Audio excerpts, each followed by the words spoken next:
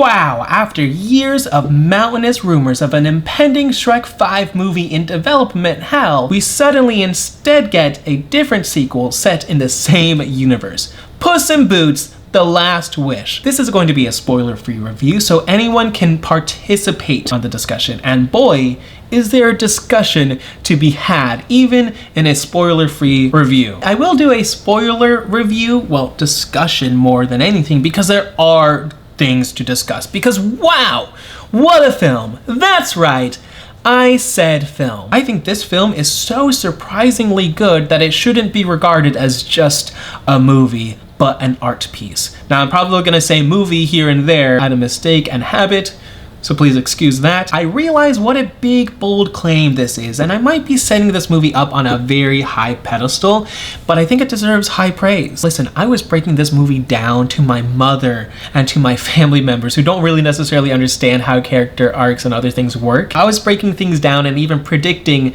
some of the things that would happen in the movie, and they were like, Ivan, how are you getting this correctly?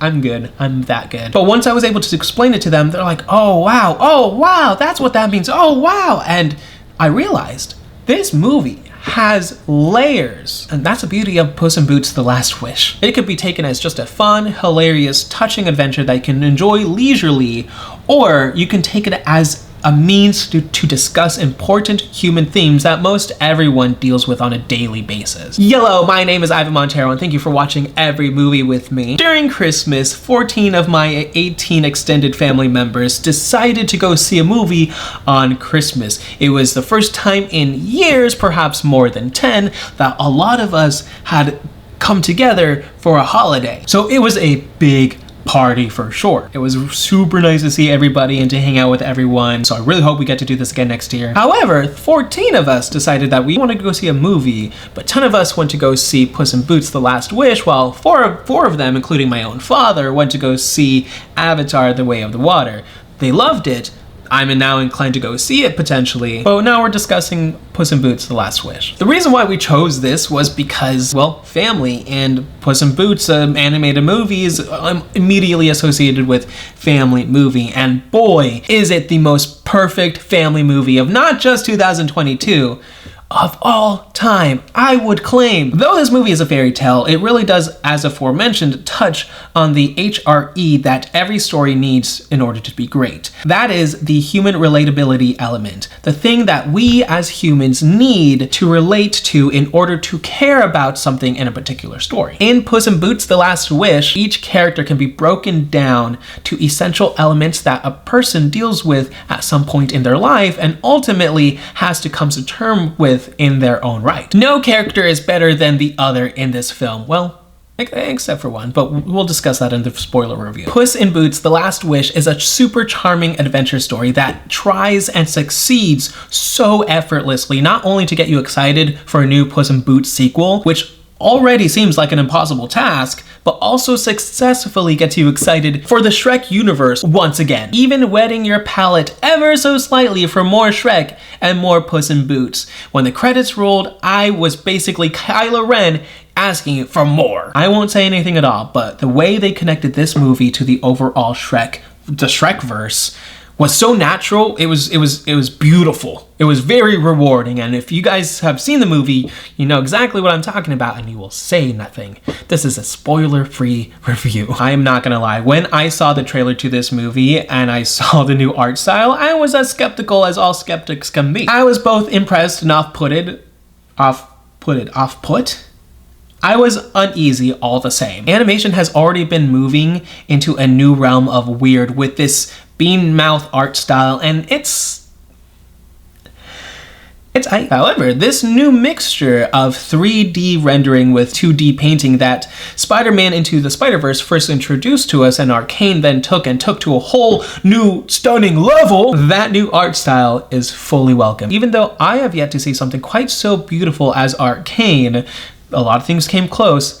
this one has come the closest. In the end, I was happily wrong about Puss in Boots' art style. There is something about animated movies nowadays, man. Family animated movies are slowly becoming bolder with their themes, their jokes, and they are no longer downplaying to children. I won't lie, what the hell is said in this film, and honestly, it kind of felt like it was put in there to say, we are for the kids, but we are still edgy. There is like one gag, like a series of gags that myself and the younger generation and the men in my family were just laughing hysterically to, but my mom, who was right next to me, and my aunt, and all the female members of our family were not laughing. They did not enjoy it. So there's something for you. Like, there's jokes for everyone, honestly. It's not gonna land for everyone, but there are jokes for everyone, for kids and adults alike. And that's a great thing, is that this movie is very versatile with its humor and with its theming and messaging. I was able to break this down for my mom and then for my other cousins in their own way. For my mom, I was able to break it down and apply it to the Bible for her. And for my cousins, I was able to apply it to their own way of living. And honestly, everyone was able to relate to the exact same thing for the exact same reasons. That human relatability element, not cultural relatability, the human relatability element that each character truly did have. But that's to say that this movie chose to not downplay that. They chose to not really appeal to just kids, therefore limiting themselves. They chose to say, hey, we're just gonna appeal to humans all together because we all go through this crap and we're gonna enjoy it together. So to me, making kids films a little bit more adult, a little bit more thematic and dark, I'm kind of for it. I'm not here to agendify our content. There is a clear difference. I absolutely fell in love with this movie, and I will always cherish that I've gotten to see this with my giant family. As with almost every movie, Puss in Boots does suffer with the pacing ever so slightly, but it's so minor you won't even notice. The average person who doesn't study screenwriting will not notice. Honestly, at times you're gonna feel like this movie is moving a little bit too quickly for some things, but then at the same time, you're gonna feel like maybe you didn't get quite enough. Partly due to the phenomenal ending that is making you so excited for the future of this franchise, but it is really, you feel like you just wanted just maybe 5 to just 10 more minutes of breathing room for some of these scenes, overstuffed scenes. That's really my only gripe with this movie. Other than that, it's honestly just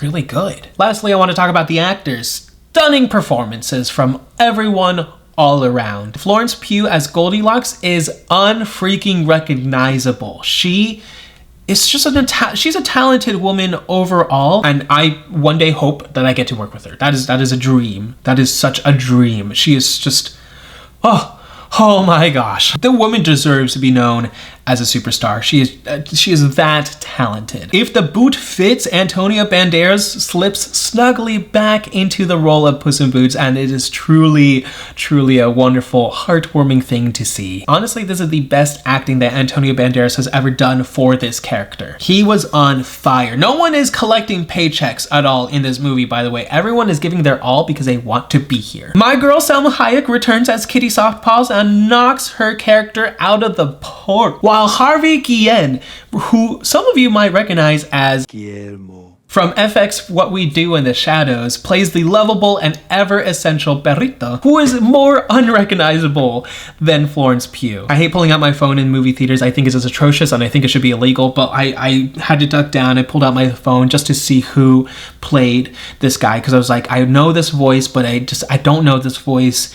And I was fully surprised. And honestly, look up the cast people before you watch a movie. It just makes it that much better when you know who they are. Everyone brought their A to Z game, and it was so refreshing to see actors really put in the effort into voice acting instead of just talking as themselves. As for the rest of the cast, however much screen time a character has is fully not a factor in this film, as everyone, little screen time or not, fully delivers, especially the villains, of which I was surprised by how many villains and how immensely well each one are handled. No one feels like they're being stuffed to the side for the other. They all feel like they got the appropriate amount of screen time, and it worked. I gave Puss in Boots: The Last Wish a 9.5 out of 10. Well, what did you think? How were your holidays? How did you spend your 24th and 25th and the surrounding dates in December? If you have seen this film, please do not spoil it for anyone in the comments. This is a spoiler-free discussion, so please try to be as spoiler-free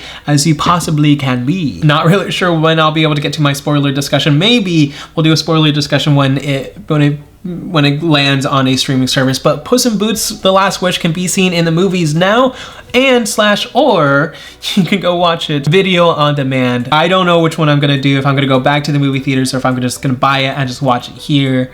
I really don't know, but it is a great movie. You can check out my other videos. I do reactions, rankings, and reviews all on this channel. My sushi media links are in the description below, and I will see you next time. You've just been Montified.